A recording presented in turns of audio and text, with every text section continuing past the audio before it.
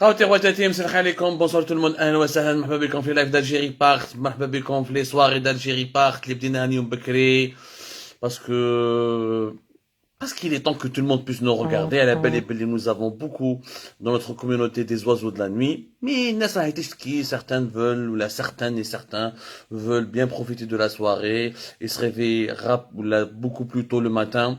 On leur fait plaisir. Nous sommes là pour faire plaisir à tous les membres de notre communauté. Donc, c'est pour ça que des fois, nous adaptons nos horaires aux doléances des uns et des autres. Nous n'avons pas voulu faire un live parce qu'il y avait la joie de la qualification pour la finale de la Coupe d'Arabe. Nous avons voulu vous laisser profiter de cette joie, ne pas gâcher votre soirée avec des critiques ou là avec des commentaires qui peut-être ne seront pas forcément, ne vont pas abonder forcément dans le sens de la joie collective qui est née au long, juste après cette qualification brillante à la finale de la Coupe arabe. Encore une fois, le football nous apporte du bonheur. J'aurais aimé que dans notre pays, qu'il y ait d'autres secteurs qui nous apportent du bonheur. Malheureusement, pendant de longues années, depuis longtemps, nous nous défilons dans les rues que pour célébrer des victoires de football. Et je rêve d'un jour, je rêve vraiment, je rêve de ce jour où l'Algérie, où les Algériennes et les Algériens pourront défiler dans les rues de leur pays pour célébrer d'autres victoires scientifiques, culturelles, économiques, où il a participé à des fêtes sociales, culturelles, où là, des grands événements économiques et politiques. Oui, je rêve de ce jour-là. Est-ce que ce jour-là va se concrétiser? On l'espère, on en rêve, on va se battre pour réaliser ce rêve. Donc normalement, la finale m'a un problème avec la Tunisie. Et d'ailleurs, je crois que Abdelmajid Tebboune finalement غلطنا في حقه. Voilà, j'arrange juste ma chemise, سامحوا لي. Abdelmajid Tebboune غلطنا في حقه. Finalement, c'était un stratège. Il a donné 300 millions de dollars à la Tunisie en prévision de cette finale de la Coupe arabe. Normalement, la finale de la Coupe arabe, normalement, tout ça, nos frères tunisiens, يتقاسموها معنا ولا كاريمون يمدوها لنا يعني parce que احنا وقفنا معاهم يعني dans toutes les épreuves dans toutes les épreuves. La pandémie de la Covid-19, avant la pandémie de la Covid-19, 100 millions de dollars en 2020, 300 millions de dollars en 2021. Normalement, je pense que c'est un investissement très rentable de la part de Tebboune. Cette coupe va revenir à l'Algérie. Et je crois pas que les Tunisiens vont jouer énormément ou là ils vont jouer sérieusement contre nous. Bon, je rigole à la Belcom, trêve de plaisanterie. Je n'ai pas dit cela, je ne le pense pas plutôt, je l'ai dit mais je ne le pense pas. Je ne crois pas qu'Abdelmajid Tebboune a donné les 300 millions de dollars pour que la Tunisie nous offre la finale. Je ne crois pas que les joueurs de l'équipe nationale ont besoin d'un compromis ou là ont besoin d'une faveur. Ils sont suffisamment talentueux pour arracher cette victoire et gagner cette coupe tout seul. Mais bon, trêve de plaisanterie. Nous n'allons pas beaucoup plaisanter aujourd'hui, mais nous allons parler de l'argent de notre pays, des succès et des échecs de notre pays. Nous allons parler de la nécessité. Est-ce que l'Algérie aujourd'hui pense un peu à sa gueule? Je vais utiliser un terme qui est un petit peu osé ou là qui est un petit peu trash ou là qui est un petit peu violent, mais l'Algérie devrait penser à sa gueule, uniquement à sa gueule et d'abord à sa gueule avant de jouer les généreux sur la place ou là sur la scène internationale. De quoi je vais parler aujourd'hui? Je vais parler encore une fois de leçons qu'on ne pouvons tirer de cette générosité algérienne à l'égard de la Tunisie. Naturellement, elle est noble, naturellement, elle est exemplaire, naturellement, elle est à saluer, mais malheureusement, elle est inappropriée au regard de la situation actuelle de l'Algérie, nous allons l'expliquer. Vous aurez remarqué certainement, le match, j'ai revu entièrement la conférence de presse, les Derha Abdelmajid Tebboune, le président tunisien Kais Saïd, في Tunis, la conférence de presse qui a duré pratiquement 37 ou 40 minutes, une conférence de presse insipide, une conférence de presse de la langue de bois, une conférence de presse qui n'a aucune saveur, mais personne n'a dit ce qu'il pensait réellement, solidarité maghrébine, solidarité arabe, solidarité tunisienne, je crois qu'il y a un meeting, t'as la Falan, ou t'as l'Inde, ou t'as les vieux partis politiques, donc il y a absolument rien d'intéressant. Aucun journaliste, aucun aucun titre de presse n'a osé, lors de cette conférence de presse, interroger Tebboune sur ce prêt de 300 millions de dollars et sur les objectifs de cette coopération financière entre la Tunisie et l'Algérie. Bon, Malapenesh, personne n'a voulu en parler. Kif la journée, en tout cas depuis hier, Abdelmajid Tebboune. Alors aujourd'hui, nous sommes le jeudi 16 décembre 2021. Il est là-bas à Tunis depuis hier, le 15 décembre 2021. Il est censé terminer ce soir cette visite. On ne sait pas s'il va rentrer ce soir ou là demain à Alger. En tout cas, depuis son arrivée à Tunis, il n'a absolument pas parlé des 300 millions de dollars de prêt à la Tunisie. Il n'a absolument pas parlé de ce fameux protocole financier qui a été signé dans une totale opacité et sans aucune transparence entre le gouvernement algérien et le gouvernement tunisien le 9 décembre dernier et qui est sorti dans le journal officiel tunisien le 13 décembre 2021, comme nous l'avons expliqué dans l'émission d'avant-hier, parce qu'hier nous n'avons pas fait d'émission. Bon, je rappelle tout ça parce que c'est important de comprendre le contexte. La question qui se pose aujourd'hui, est-ce que l'Algérie a donné les 300 millions de dollars pour aider la Tunisie ou là, elle a prêté les 300 millions de dollars? Pour moi, c'est presque un don, c'est pas un prêt, parce que les capacités de recrutement de la Tunisie sont très faibles. La Tunisie, elle est déjà endettée à plus de 41 milliards de dollars. Et la Tunisie est en train, en ce moment, de négocier, pour ne pas dire en train de supplier le Fonds monétaire international pour qu'il puisse, le FMI, pour qu'il puisse lui débloquer 4 milliards de dollars pour qu'elle puisse commencer la nouvelle année 2022 sans se retrouver dans une situation de cessation de paiement. Donc, je mets une situation de cessation de paiement, c'est-à-dire qu'un pays ne peut plus rembourser les créances de ses créances, ne peut plus bien rembourser ses créances, ne peut plus payer sa dette, ne peut plus payer les taux d'intérêt. Il risque même de se retrouver dans une situation de cessation de paiement totale. Peut-être qu'il pourra même pas importer des produits alimentaires ou là, des médicaments pour répondre aux situations les plus urgentes de sa population. La Tunisie, il lui manque 4 milliards de dollars pour qu'elle puisse ne pas se retrouver dans cette situation. Le dernier pays arabe qui s'est retrouvé dans cette situation, c'était le Liban au printemps de l'année 2020.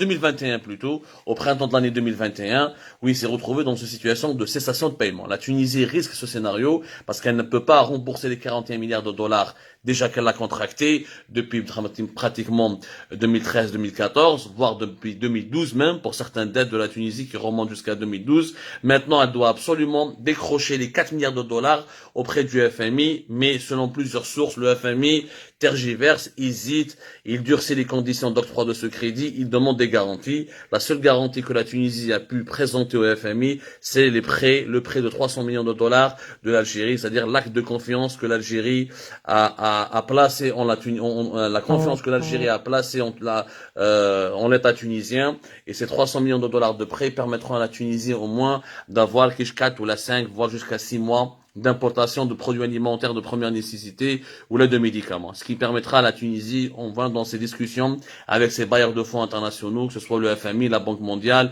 la Banque africaine de développement, ou là les pays du Golfe, les monarchies du Golfe, ou là les membres du Club de Paris, ce qui lui permet au moins d'avoir un atout dans les négociations.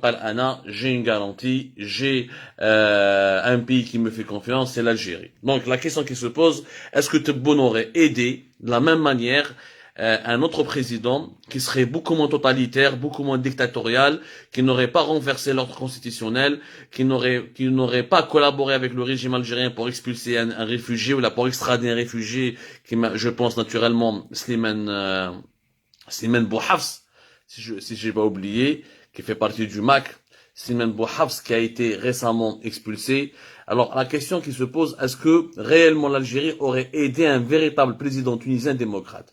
Ou là, est-ce que l'Algérie, autrement dit, est-ce que l'Algérie n'a pas éprouvé plus de facilité à aider ce président Kais Saïed parce qu'il est en train de justement instaurer le début d'une dictature en Tunisie en s'appropriant tous les pouvoirs et comme par hasard, à la veille de la visite de Tebboune, Kais Saïed, il annonce une feuille de route qui empêchera l'organisation de nouvelles élections en Tunisie jusqu'à la fin de l'année 2022 et qui lui permettra de prolonger l'état d'exception dans son pays, c'est-à-dire qu'il va continuer à concentrer tous les pouvoirs entre ses mains jusqu'à la fin de l'année 2022 et c'est le début d'une dictature en Tunisie. C'est-à-dire donc qu'il y a des indices, les enquêteurs dans les affaires de crime, il y a un faisceau d'indices qui témoignent ou là qui démontrent montre que le régime algérien est plus solidaire du nouveau régime tunisien, de la nouvelle dictature qui est en train de se dessiner en Tunisie. Il est beaucoup plus solidaire de ce nouveau système politique, de ce nouveau régime semi-dictatorial qui s'implante en Tunisie, à Tunis et qui arrange ses intérêts que par rapport. Donc il est beaucoup plus solidaire avec ce régime qu'avec le peuple tunisien lui-même.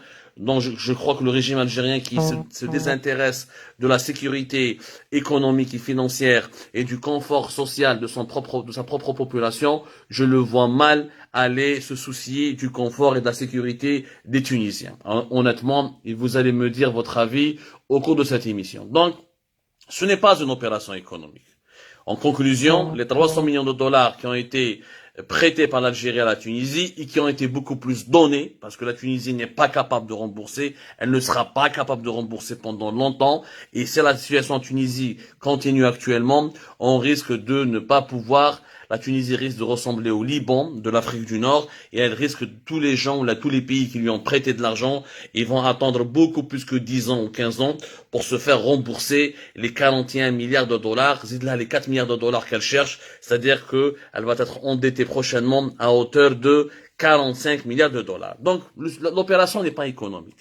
L'opération, elle est purement politique. Et elle ne s'inscrit pas dans le cadre de la solidarité intermaghrébine. C'est-à-dire que le régime algérien n'est pas solidaire avec son peuple, il est solidaire avec le président tunisien, Kais Saïed, qui applique une feuille de route qui arrange les intérêts de l'Algérie, parce que les intérêts du régime algérien, c'est de voir à côté un autre système dictatorial, c'est de voir qu'il y a à côté un voisin qui est une dictature, qui a un autre système dictatorial, un autre système, je dirais peut-être pas totalitaire, mais au moins une semi-dictature, comme veut le dessiner Kais Saïed, qui marche clairement sur la voie d'un président, sur les pas des présidents des autres systèmes, des autres présidents arabes, qui veulent s'approprier totalement du pouvoir et qui veulent effacer ou la réduire au strict minimum l'expression de l'opposition démocratique. Maintenant, l'Algérie, pourquoi aujourd'hui elle devrait penser à sa gueule? La générosité de l'Algérie à l'échelle internationale n'est pas nouvelle. Ce n'est pas Tebboune qui a inventé cette générosité de l'Algérie, c'est-à-dire l'Algérie qui donne sans compter, qui sort le chéquier, qui signe un chèque et qui le donne aux pays les plus pauvres, les pays qui sont en grosse difficulté. Ça, ce n'est pas Tebboune. Ça date de l'époque de Boumediene et Bouteflika lui-même aussi a perpétué ce modèle qui est une idéologie. C'est quoi l'idéologie et la vision de l'Algérie? La vision de l'Algérie, c'est que nous sommes un pays riche, nous avons du pétrole et du gaz, nous avons souffert, nous avons connu la pauvreté, nous avons connu le colonialisme, et il est du devoir de l'Algérie d'aider les pays qui sont les plus pauvres du continent africain, ou les plus pauvres du monde arabe. Nous devons aider les populations les plus opprimées, nous devons aider les populations les plus nécessiteuses, ou les pays qui traversent des graves crises, ou là qui sont menacés par la faillite. Ça s'appelle le principe de solidarité internationale que l'Algérie a toujours soutenu et défendu pour et démontrer son rayonnement international et pour se distinguer des autres puissances. L'Algérie ne fait pas de l'impérialisme, elle ne donne pas de l'argent, elle ne prête pas de l'argent pour s'ingérer dans la situation politique interne des pays auxquels elle prête de l'argent, auxquels elle donne des crédits. Elle ne fait pas de l'impérialisme ou du colonialisme déguisé, elle ne cherche pas à corrompre des dirigeants étrangers, elle a toujours cherché à soutenir des peuples opprimés et des peuples malheureux. Et ça, c'est à l'honneur de notre pays, c'est ce qui fait de notre fierté, c'est ce qui fait que nous sommes un pays différent des autres pays à travers le monde, c'est ce qui fait que nous sommes un pays fier de son histoire et qui croit en des valeurs qui sont humanistes. La preuve, entre 2010 et 2014, l'Algérie, elle avait déjà effacé les dettes de 14 pays africains. ماهيش حاجه جديده يعني اذا تبون خلع اذا اصحاب جماعه تاع تبون راهم يزوخوا ب 300 مليون دولار في وقت بوتفليقه il a effacé les dettes de 14 pays africains qui ont dans le montant été plus exactement de 902 millions de dollars. 902 millions de dollars de dettes de 2010 à 2014 ont été annulées par l'Algérie. Ce sont des dettes qui ont été contractées par ces 14 pays africains auprès de l'Algérie depuis plusieurs années. Et l'Algérie a prêté de l'argent à ces pays africains qui ne peuvent pas rembourser, qui sont restés pauvres, qui ont traversé des difficultés économiques, des épidémies, des crises insécuritaires ou là des crises internes.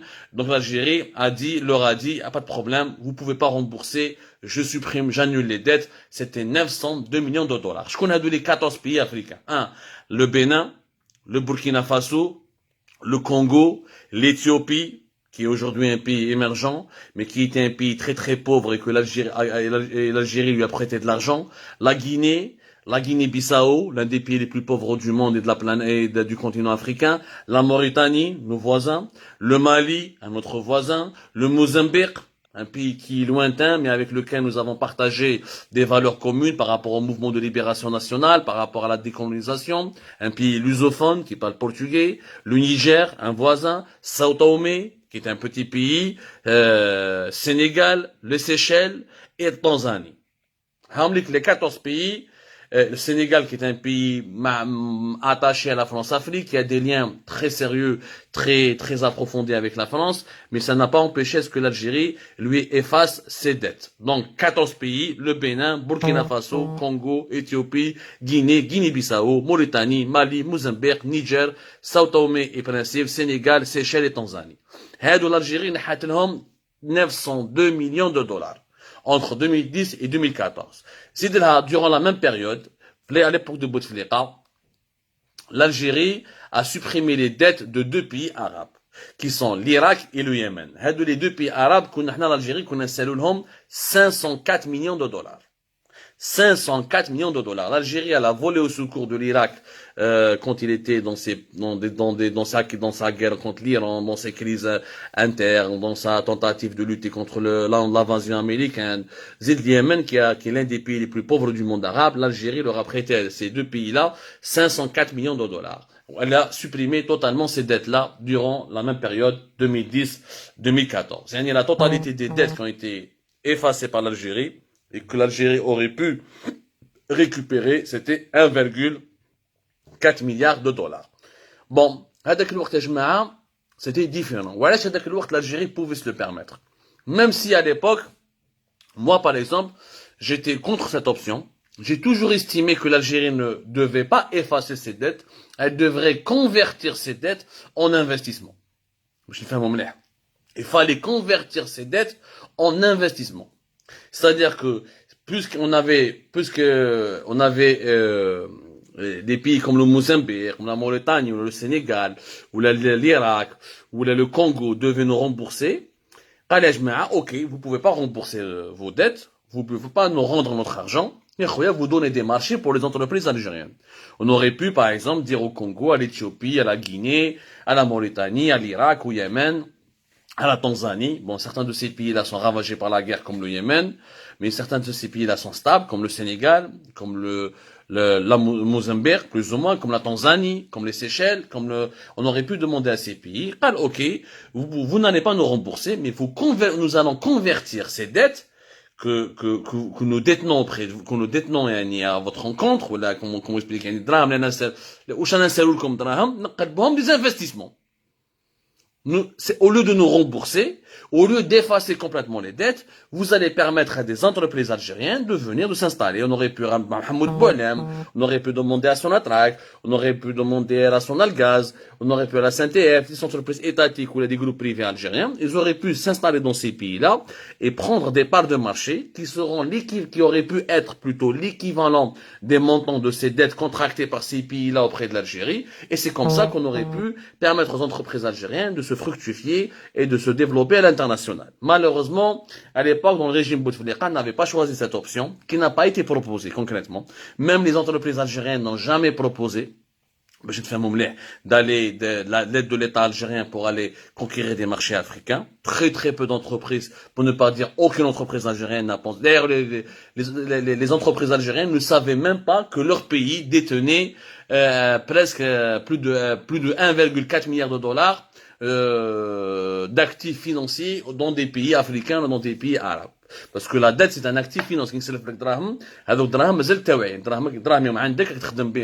Mais ça reste un actif financier que l'Algérie pourrait réclamer, ou dont l'Algérie pourrait réclamer son remboursement. Donc le monde économique en Algérie il est sous-développé. Nous sommes une économie encore une fois planifiée, mais on a une économie de bazar, excepté Sonatrach et ses filiales.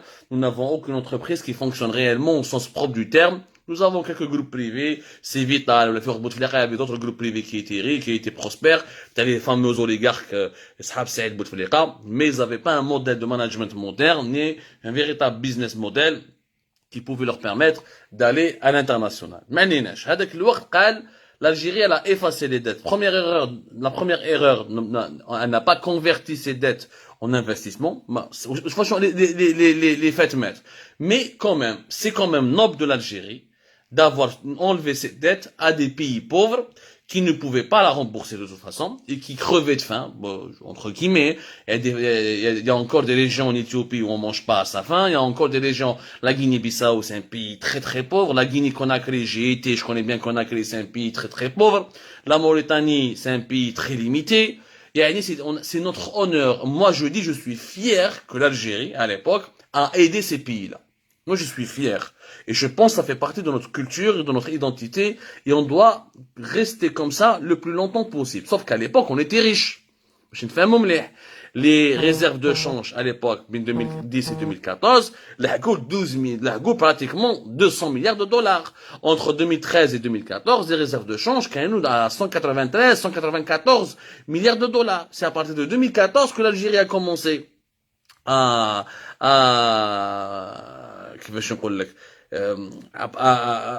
s'appauvrir.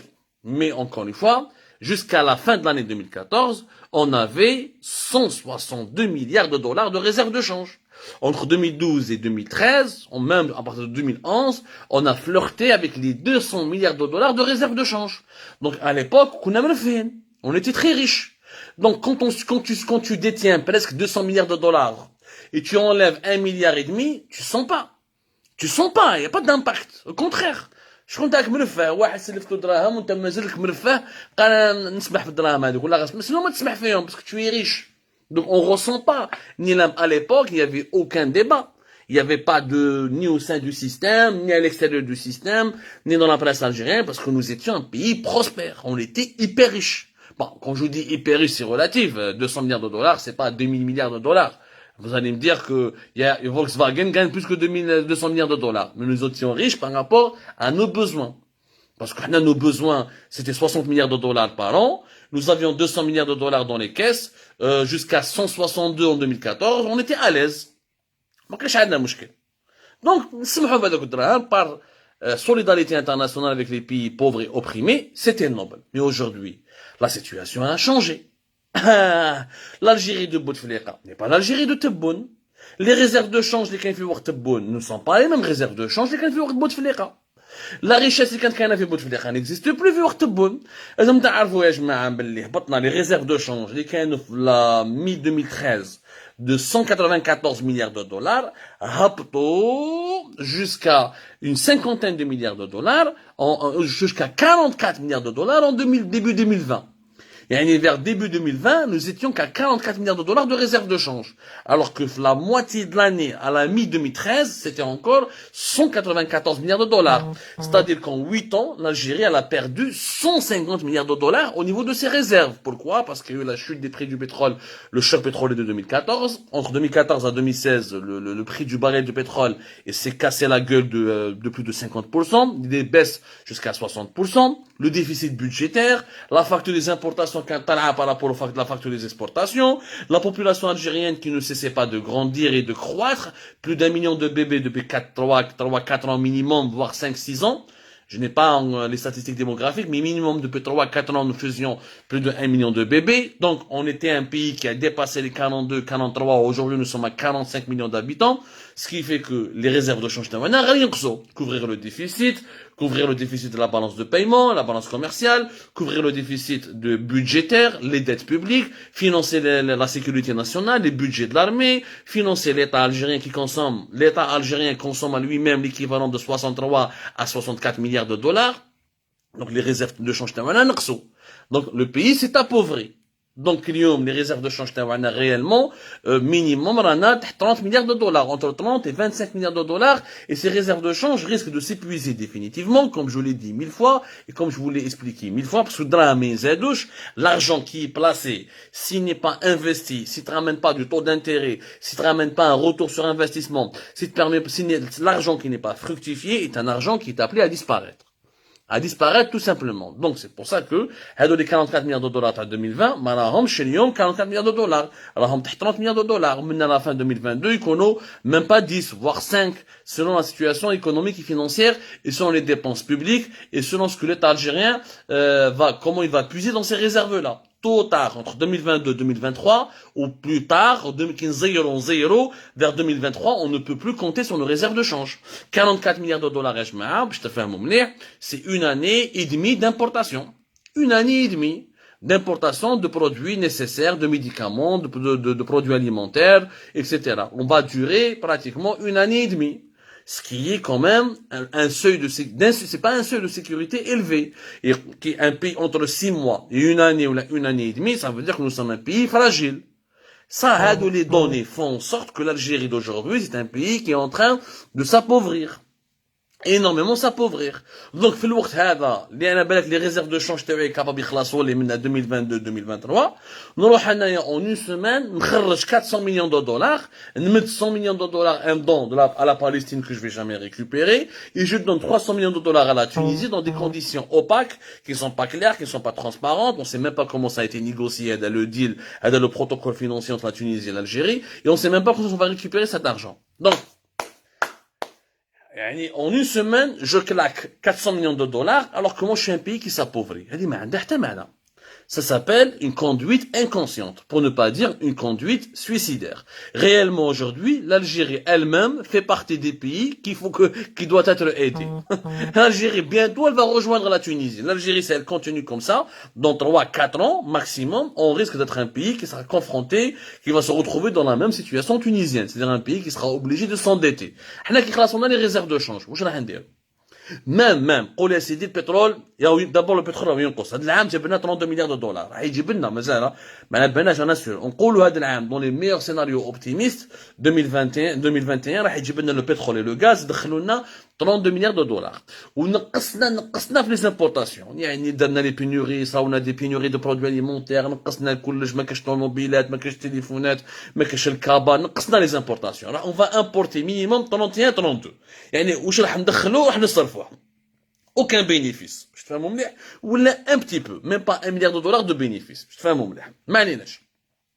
والعام الجاي العام هذا لي بري دو باريل دو بترول كانوا طلعوا جوسكا 90 دولار شايفين كنلحقوا 90 دولار لو باريل عاودوا هبط دوكا راهو يدور في 70 سوا entre 70 et 75. Demain, la production algérienne va تنقص où les réserves du gaz en Algérie sont en train de s'épuiser. En 2022, nous allons exporter beaucoup moins de pétrole et de gaz. Ça veut dire que si cette année nous avons gagné 32, l'année prochaine on risque de gagner même pas 30, voire 29 ou 28. En 2023, la même chose. À partir de 2024, on pourra même pas gagner 20 milliards de dollars de gaz et de pétrole. Tu peux pas à chaque fois continuellement baisser tes importations alors que tu n'as pas de production nationale parce que la production nationale elle-même nécessite un plan d'investissement énorme et tu ne vas pas t'offrir ou là tu ne vas pas te doter d'une production nationale en 2-3 ans alors que ça fait 15 ou 20 ans que tu n'as pas travaillé pour construire une industrie, une production nationale. Ce qui fait que c'est un simple calcul en fait. Il faut pas être un grand économiste pour comprendre que l'Algérie est bientôt dans la merde. Il faut pas être un grand économiste je te fais un moment واللي يقول لك بلي nous avons d'autres richesses ما عندنا حتى حاجه مازال با البترول والغاز ما عندنا والو عندنا غير البترول والغاز nous n'avons aucune activité de production de richesse حنايا si on peut exporter 4 à 5 milliards de dollars hors pétrole on est les meilleurs ce qui est d'ailleurs faible et du n'importe quoi pour un pays de 45 millions pour un pays de 45 millions d'habitants il ne peut exporter que 4 à 5 milliards de dollars hors secteur des hydrocarbures c'est du n'importe quoi باش نفهموا مليح donc دراهم راح ينقصوا اوتوماتيكمون او لوجيكمون راح ينقصوا باسكو نوتر موديل ايكونوميك مبني غير على الغاز والبترول 96 entre 92 et 96 et 17% de nos recettes en devises راهم يجوا من البترول والغاز صح في الدوفيز والكونت les baissent واش تفهموا مليح les réserves de change quand elles baissent et quand nos recettes en devises elles baissent le dinar algérien sa valeur va baisser donc la dévaluation du dinar elle est inévitable le gouvernement algérien lui-même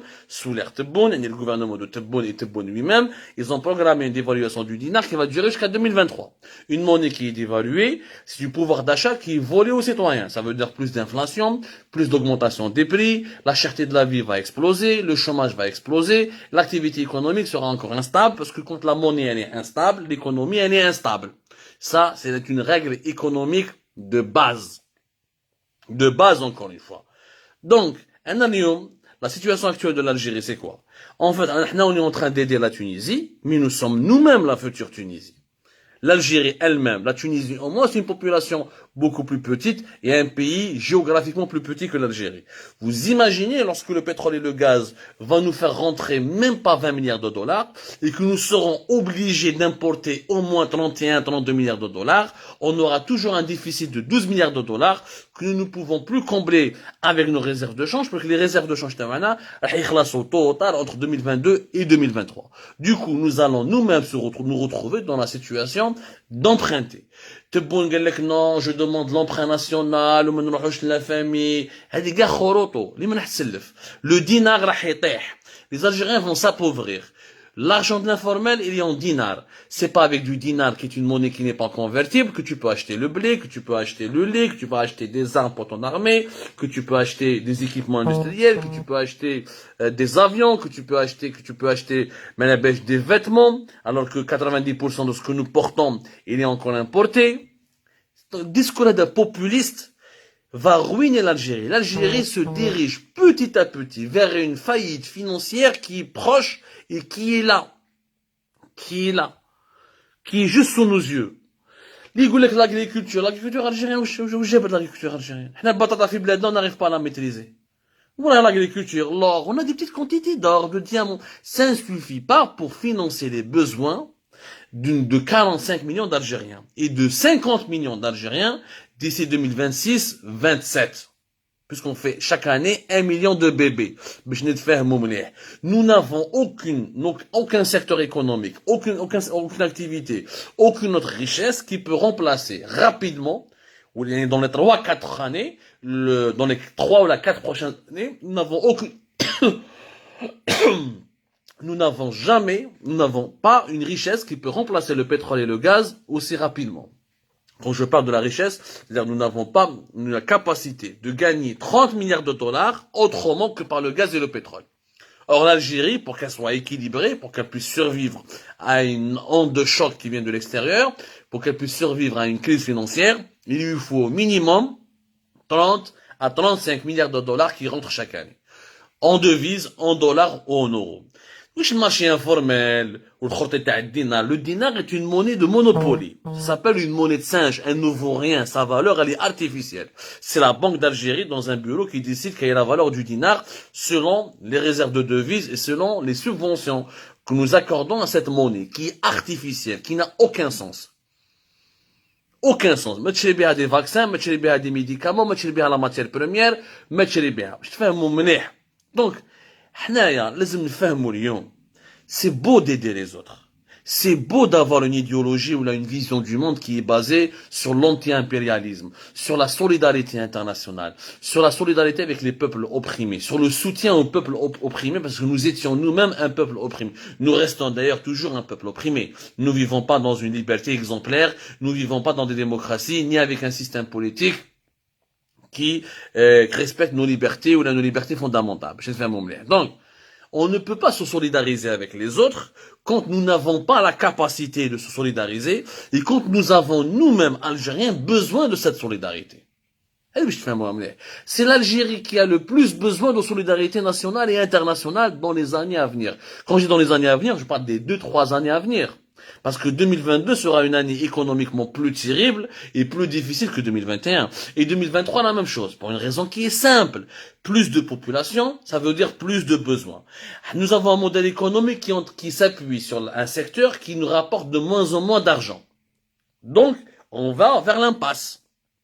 À moins qu'en une année, on développe une industrie qui nous permet d'exporter 15 à 20 milliards de dollars, oui, c'est un miracle. Le miracle algérien va se produire. Nous n'avons l'objectif c'était 5 milliards de dollars d'exportation. Pays de 45 millions d'habitants va exporter que 5 milliards de dollars hors hydrocarbures. Ce que nous pouvons produire comme service ou là comme marchandise. Nous sommes dans une situation hyper compliquée. Un choc, le vrai choc مازال ما جاش. واش عشنا مع الكوفيد؟ باش نفهموا مليح يا جماعه، واش عشنا مع الكوفيد 19؟ Les pénuries des produits alimentaires, pénurie de l'huile d'olive, du sucre, du lait, du lait en sachet, la crise de liquidité, la chute de la valeur du dinar, l'inflation. Ce que nous avons vécu depuis 2020 et 2021, ce n'est rien par rapport à ce qui nous attend en 2022, en 2023 et en 2024. D'ici 2022, 2023, 2024, il y aura une violence du choc sur le plan social et financier économique. On va être confronté à un tsunami parce que les recettes en devises sont malheureusement condamnées à baisser continuellement. Le gaz et le pétrole est en train de s'épuiser, ce qui est normal. Le gaz et le pétrole, mais ne sont pas des richesses renouvelables. C'est des richesses qui sont en train de disparaître. 2022-2023, pour celles et ceux qui doutent de ce scénario, quand nous allons vivre certaines situations en 2022-2023, vous allez me dire, Abdel Samar, t'avais raison. On en reparlera. Maintenant, c'est quoi la priorité? La priorité de l'Algérie, c'est les Algériens. La priorité de l'Algérie doit être l'Algérie elle-même. Aujourd'hui, nous sommes dans la contrainte, dans l'urgence d'accorder la priorité à notre population, à notre pays. C'est-à-dire de penser à notre gueule. Comment? Essayer de préserver nos réserves de change le plus longtemps possible. C'est ce que le régime algérien est en train de faire. Or, les préserver, ça ne veut pas dire les cacher. Ça veut dire les investir maintenant dans des secteurs de production qui nous permettront d'exporter demain. L'Algérie doit en urgence trouver d'autres secteurs que le pétrole et le gaz pour exporter et gagner des dollars et des euros. En urgence. Deuxièmement, réduire le train de vie de notre État. L'État algérien consomme le même montant d'argent lorsqu'il était riche en 2010, 2008, 2007, 2013, 2012, qu'aujourd'hui en 2020, 2021, alors qu'il est pauvre. Il n'est pas normal que l'État algérien consomme 64 milliards de dollars. Il faut réduire absolument le train de vie de l'État, le poids du fonctionnaire, les salaires de la fonction publique, les budgets de l'armée, du ministère du Moudjahidine, le budget de la présidence, etc. On va en parler, on va en faire une émission spéciale sur ce que l'État nous coûte. L'État algérien coûte très cher. Très très cher. Troisièmement, il faut qu'on soit pragmatique. On doit s'allier avec des pays qui sont riches. Maintenant, je ne sais pas les Tunisiens qui sont en faillite. Les Tunisiens, je vais les soutenir. Je vais essayer de soutenir du mieux que je peux. Je dois faire des alliances avec les pays les plus riches pour attirer des investissements, pour que eux seront prêts à me donner de l'argent quand j'en aurai besoin. Et il vaut mieux les encourager à investir maintenant, parce que tu ne vas pas demander à la Chine de te prêter de l'argent si la Chine, les entreprises chinoises commencent à quitter le marché algérien. Tu ne vas pas demander aux Américains ou aux Européens ou aux pays du Golfe de le faire aussi, s'ils n'ont pas d'intérêt économique direct avec toi. Or, en ce moment, nous réduisons nos intérêts économiques et nos intérêts géopolitiques qu'avec des pays pauvres, ou avec des pays qui sont en faillite, ou avec des pays qui n'existent pas. Clairement, l'Algérie, elle identifie ses intérêts avec qui? Avec la Tunisie, qui est en faillite, politique et économique. Nous réduisons nos intérêts géopolitiques sur la question du Sahara occidental. Le Sahara occidental qui est un pays qui n'a même pas existé et qui risque de ne jamais exister. Moi, je pense qu'il n'existera jamais. Je ne fais un mot. Les intérêts taouana sont avec qui? La Chine, on n'entend plus parler, plus aucun investissement chinois. Les Chinois, il y a même des pays, on a un problème avec les Chinois. Soi-disant, nous avons des intérêts avec la Russie. Elle n'a jamais d'oro la Russie. Et là, la Russie me donne d'oro durant les 20 dernières années, la Russie nous vend des armes, on la paye. La Russie, tout ce qu'elle peut faire, des crédits sous forme d'armement, pas plus. L'Union européenne, l'Allemagne, on est un peu bien avec l'Allemagne, mais aucun projet concret. Les Italiens, on essaie de se rapprocher d'eux. La Turquie, ok, on a des intérêts avec la Turquie. La Turquie va nous donner, donnez-moi un pays à qui la Turquie a prêté de l'argent. Donnez-moi un pays à qui la Turquie a donné des financements. La Turquie construit des projets de développement dans des pays lorsqu'elle a des investissements importants. La Turquie elle-même, elle a des problèmes économiques. Elle-même, elle a connu une crise financière. Elle-même, elle s'est endettée. Elle-même, elle est endettée. Elle-même, elle est en train de s'interroger sur son propre modèle économique. Je n'ai jamais vu un pays à qui la Turquie a donné des milliards de dollars. La Turquie prend des milliards. Les Turcs, ils donnent عندك. بصح باش يمدولك jamais مش les Turcs يمدولك. Les débats sont importants et ils sont d'une vitalité absolue pour l'avenir de notre pays. باش نتفاهموا مليح. باش نتفاهموا مليح. لا تركي يخلصوا لك دراهم باش يدور بك. اردوغان هو يدور معاك باش يدي معاك دي مارشي. بصح باش اردوغان يجي هو يقول لك هاك 3 4 مليار وراح ندير une émission sur le cas le plus concret de la Turquie, le groupe Toshieli, qui est en Algérie depuis plusieurs années. Toshieli n'a pas investi $1. Contrairement à ce que laissent croire les autorités algériennes et les autorités turques, c'est faux. Nous sommes en train de préparer une enquête et un article là-dessus. Elle n'a pas investi $1. Toshieli, il est venu en Algérie, il a pris des crédits bancaires, il a investi un petit peu, il a utilisé l'argent des banques algériennes pour se développer sur le marché algérien. On lui a donné des privilèges, on lui a donné même plus que des privilèges, on lui a donné des privilèges absolus pour qu'il domine le marché algérien. Donc, je dis Toshieli. C'est pas Toshieli qui a ramené 1 ou 2 milliards de dollars pour investir en Algérie et développer son affaire. Il a pris 1 ou 2 milliards de dollars aux banques algériennes. Tout cela, nous allons l'élucider et l'expliquer dans une prochaine enquête et dans une prochaine émission. C'est pour vous dire, à toutes les Algériennes, à tous les Algériens qui sont jaloux, qui aiment leur pays, qui sont inquiets pour l'avenir de leur pays. La priorité est de penser à notre gueule. Hadi, soutenir la cause palestinienne, soutenir la cause sahraoui, la cause tunisienne. On a oublié qu'il y a la cause algérienne. C'est la cause algérienne. On ne peut jamais donner aux autres ce qu'on ne peut pas, ce que nous ne possédons pas. Si on n'arrive pas à garantir la survie de notre propre pays dans les années à venir, dans un environnement géopolitique, économique et financier hyper hostile à la façon avec laquelle nous vivons aujourd'hui, au modèle archaïque algérien qui ne va jamais s'adapter avec les années à venir, avec les problématiques du monde de demain, nous-mêmes, on sera dans une situation catastrophique, on aura besoin d'être aidés. Donc, les chantres de la cause palestinienne, de la cause tunisienne, de la cause sahraoui, devraient se remettre en cause. Et devraient se remettre en cause, le jeu de mots est joli, et devraient d'abord penser à la cause algérienne. À la cause algérienne. C'est-à-dire l'intérêt national par-dessus tout. Et l'intérêt national n'est pas dans la distribution à tort et à travers de plusieurs millions d'euros, d'une centaine ou de plusieurs centaines de millions d'euros en une semaine pour des positionnements géostratégiques totalement contre-productifs et qui n'apporteront aucune valeur rajoutée et aux intérêts de notre pays ou aux besoins importants de notre pays. C'était un éclairage qu'il fallait apporter, je pense. Le débat se poursuit sur les supports d'Algérie Part. D'ici là, je vous donne rendez-vous à demain, Inch'Allah, pour notre live, pour d'autres explications, pour d'autres débats, d'autres analyses. Allah y confie à vous, comme